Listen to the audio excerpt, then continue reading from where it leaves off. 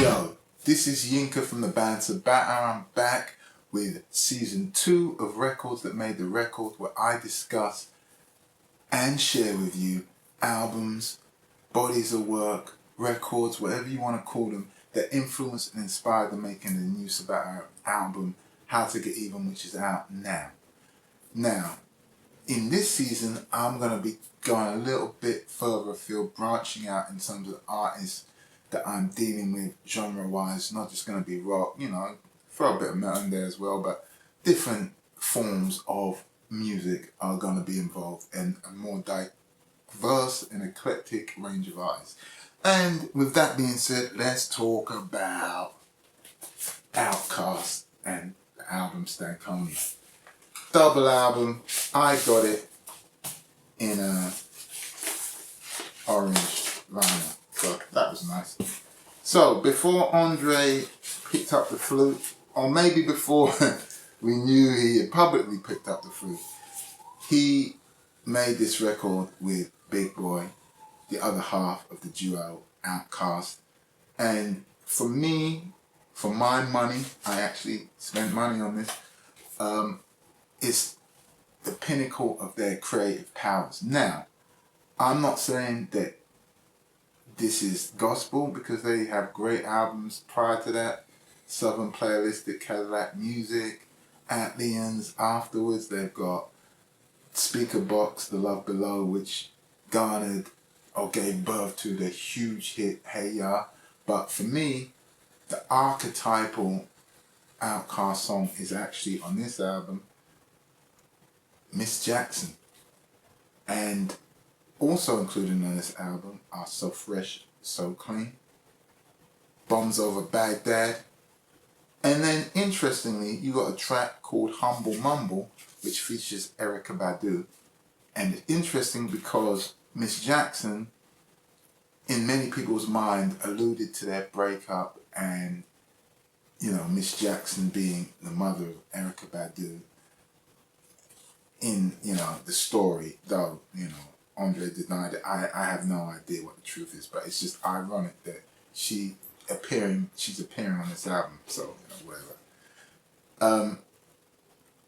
Outkast are artists who, again, I've mentioned it in other clips, brave, courageous in terms of their approach to music and displaying their influences. Now, they're fans of Parliament, Funkadelic, various other acts. In terms of the music they put out as a hip-hop duo, it was still a little bit more adventurous.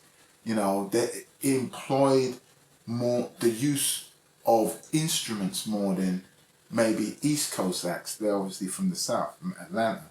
But it's something that shows that when you do something to a certain level and you get the opportunity to do that and you go for it, people are going to respond. It's going to resonate with people. They don't have to just be fed the same old thing, and you don't have to feel like you have to go down that lane. Now, another thing about this album is they're very much kind of like yin and yang. People always noticed Andre because he's more flamboyant, more out there, but without kind of the anchor. I don't even want to say the anchor, because I don't think it was like that. I think the other side of the coin is probably a better way to phrase it. With Andre being the other side of the coin, it was a perfect balance, and that's what created such great music. So I would say inspiration-wise, the fact that, influence-wise rather, the fact that they were able to make music that they felt without fear of how it was going to be received, because it didn't necessarily fit into the cookie cutter hip-hop world, is hugely inspirational. In terms of influence, I don't know. I think it's more of a case that we might share the same influences. The Parliament, Funkadelics, the Rick Jameses, the whoever's. So I think there's a certain amount of parallels there. But I would say check out this album if you don't check out any other Outkast album, but check them all out. Check out Big Boy's work. Obviously Andre's out there with the flute. If you want to check that out too. Check out what Big Boy's doing. Check it all out and make sure that you check out the new Sabatta album, How to Get Even, out now on all platforms. And as usual, until the next one.